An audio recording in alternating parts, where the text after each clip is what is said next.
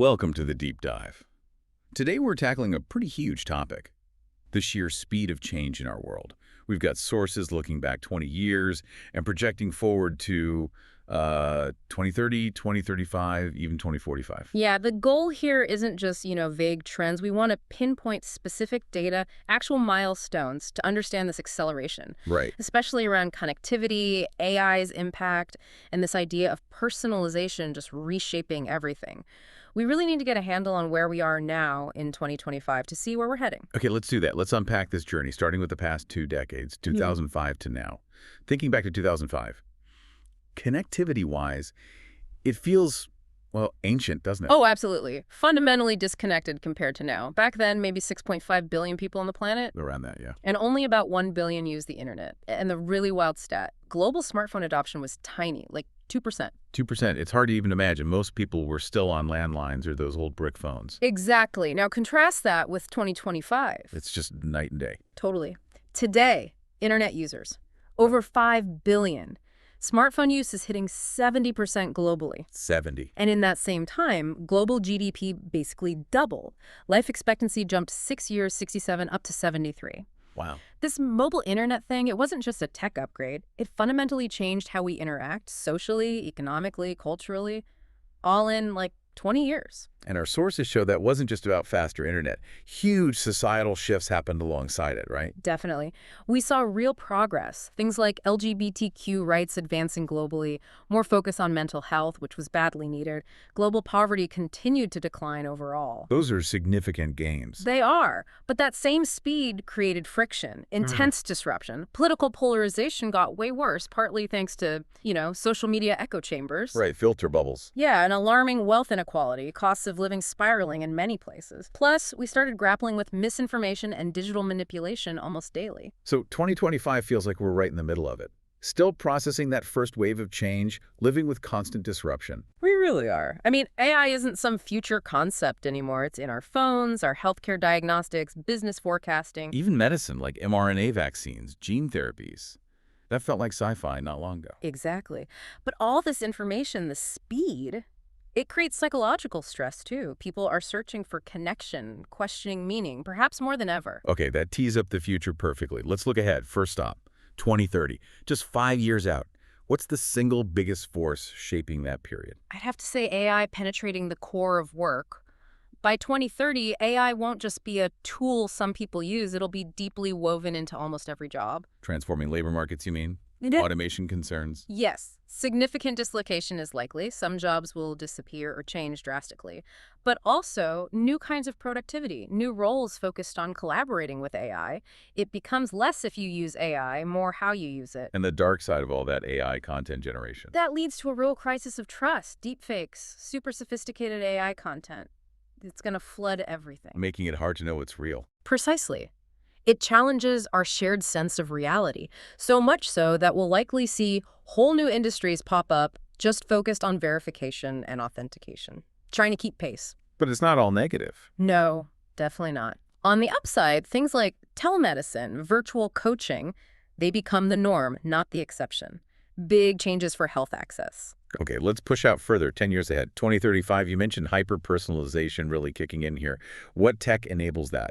Quantum computing. Yeah, quantum is key, and it's easy to think of it as just like faster computers, but that's not quite it. It's about complexity. Exactly. Quantum computers can handle calculations that are just impossible for current machines, exponentially complex stuff. So by 2035, as it becomes more accessible, it enables truly hyper-personalized services. Meaning systems that can crunch insane amounts of data about you, your preferences, your biometrics, your history instantly, to tailor a product, a health plan, maybe even entertainment just for you, way beyond what algorithms do now. And we're also living more immersively. VR, AR. Yeah, those technologies start to genuinely change daily reality. Think education, therapy, entertainment. The sources talk about living movies. Living movies. Interactive, AI-driven stories that actually change based on your reactions, your mood, your input. Imagine that. Wow. And work. Work continues to shift. More remote teams, more gig work, much deeper AI-human collaboration becomes standard practice. So if everything's becoming hyper-personalized, our news, our entertainment, our work tools, what does that do to society? to politics. That's the big friction point for 2035, the polarization we see now. It likely gets sharper. Those digital echo chambers get reinforced by hyper-personalization. Digital tribalism, the sources called it. Yeah. When your information streams and cultural touchstones are algorithmically tailored just for you and people like you, it gets harder to find common ground, harder to agree on objective facts, makes governing really challenging. That is quite a prediction. Go. Okay, let's jump to the 20-year mark, 2045. What's the snapshot then? Nearly 7 billion people online. Yeah, close to 7 billion online. Global population nearing 9.5 billion. Urbanization could hit 70%. Life expectancy might push towards 80 years thanks to biotech. But the really profound shift is biological. Human-tech merging. That's where it gets really mind-bending. Brain-computer interfaces, BCIs, they're not just theory by them. Right. Connecting brains to computers. And their presence forces us to ask fundamental questions about identity. If a chip boosts your memory or gives you instant data access, what does learning even mean? What does self mean? Changes everything. It really does. And at the same time, you've got genetic engineering becoming more practical, raising debates about designer babies and synthetic biology creating lab-grown organs, maybe even food. These move from sci-fi to real ethical dilemmas we have to legislate. Okay, this potential for BCIs to even reshape our sense of self, our spirituality. That leads perfectly into our first deeper dive. How is technology, especially AI, changing how we find meaning? Well, it's a paradox, isn't it? You see secularization rising fast in many Western countries. The nones, people with no religious affiliation, could be up to 40% in some places. But the need for meaning doesn't just vanish. Exactly. It morphs. You see this persistent spiritual interest, the spiritual but not religious or SB&R crowd growing. And tech isn't just watching this happen, it's getting involved. Creating on-life religion, as the sources put it. Yeah, meaning tech is embedded in the practice now. It's way beyond just streaming a service online. AI allows for this radical hyper-personalization of spiritual experience. Bypassing traditional structures. Completely. Think about AI tools generating personalized prayers or affirmations based on your exact mood or situation right when you need it. Can you give an example? Sure. There's a tool called Write Me a Prayer. It's free, supports over 1,500 languages, and does just that, creates unique devotionals tailored to the user. Wow. Or think about AI chatbots trained on religious texts, like Gita GPT for Hindi scriptures or Gamaliel for Bible study. They offer instant anonymous guidance and interpretation. Okay, but wait. If an algorithm can give me perfectly tailored spiritual guidance, maybe even better than a human could, instantly, whenever I want, why deal with messy human congregations or authority figures? That is the disruption. You've got clergy, spiritual influencers, self-help gurus, and AI platforms all competing in the same space now. That AI-driven customization is incredibly appealing, efficient, comforting. But maybe isolating. That's the risk. It potentially cuts you off from the shared communal aspect of faith that's historically been so important. So by 2045, we might see this landscape of huge traditional religions alongside thousands of tiny microfaiths, maybe even AI-generated belief systems, personalized horoscopes, digitally guided spiritual journeys. This idea of hyper-personalized optimization, it links directly to our next theme, adaptive learning. How is AI changing education in a similar way? Adaptive learning is really shaking up education. Great. These AI platforms watch everything a learner does in real time. Performance, speed, what you prefer, even maybe how you react emotionally to material. So it's not one size fits all anymore. It's one size fits one. Precisely. Think Duolingo Max or some advanced Coursera setups. The AI is constantly tweaking the content, the pace, the sequence just for you. Like a personal tutor who knows exactly what you need next. A tireless one, yeah. It sees where you're struggling and immediately adjusts your path to fix that specific gap. No more wasting time on stuff you already know. And does it actually work? Is it faster? The data suggests yes, significantly faster. Sources indicate learners using these systems can pick up skills up to twice as fast as in standard programs. That real-time optimization makes a huge difference. And this isn't just for school subjects, right? It's moving into personal and professional growth, too. AI coaching. Absolutely.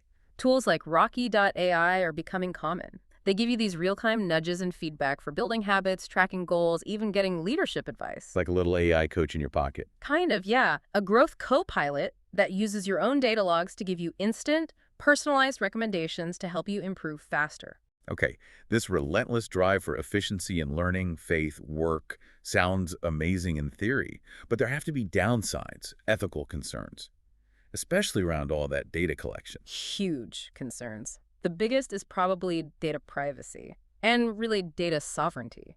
For these adaptive systems to work, they need tons of your personal data, behavioral, preferential, maybe even biometric down the line. And you often have to provide it to participate. Often, yes. Which raises serious questions about consent, especially in education or employment. And the risk of that data being misused or breached is massive. Plus, if the AI learns from biased data. And the personalization becomes discrimination. That's the algorithmic bias problem. If the data used to train the AI reflects existing societal biases, race, gender, language, culture, the AI doesn't fix them, it amplifies them. So an essay grading AI might penalize someone for using a different cultural turn of phrase? Exactly, because it deviates from the norm in the training data. This could lock people into unfair cycles based on their background, reinforced by the very tech meant to help them. And what about just being human, making mistakes, thinking for ourselves, if AI is optimizing everything for us? That's the question of agency and autonomy. If we lean too heavily on AI to guide every step in learning, spirituality, career choices, do we lose something? Do we become passive? Risking critical thinking. Potentially, yeah. Does it reduce our ability to grapple with ambiguity, to learn through trial and error, to develop our own independent judgment? The sources are pretty clear. We need safeguards. Things like bias audits, more transparency about how these algorithms work, getting inside the black box. And strong privacy rules. Definitely, robust protocols, and crucially, keeping humans in the loop. Human oversight, mentorship, judgment that can't be fully automated away in these really important areas of life. So that brings us right back around, looking back 20 years, looking forward 20. The picture is one of incredible technological acceleration, complexity, and this relentless personalization touching, well, everything. Health, learning, meaning. Yeah, the synthesis seems to be a world that's way more connected, theoretically more efficient. But that efficiency forces some really hard questions on us about fairness, about equity, about what it means to have agency when technology is so deeply intertwined with our choices and experiences. Which leaves us with that final provocative thought from the materials for you, the listener, Yeah. to really chew on after this deep dive. What does it actually mean to be you when technology can augment, replicate, or maybe even replace parts of your experience? Where do we find meaning, real connection, when community can be virtual and custom built? And maybe the biggest question, how do we stay humane, creative, and wise as our world keeps changing faster than ever before in history?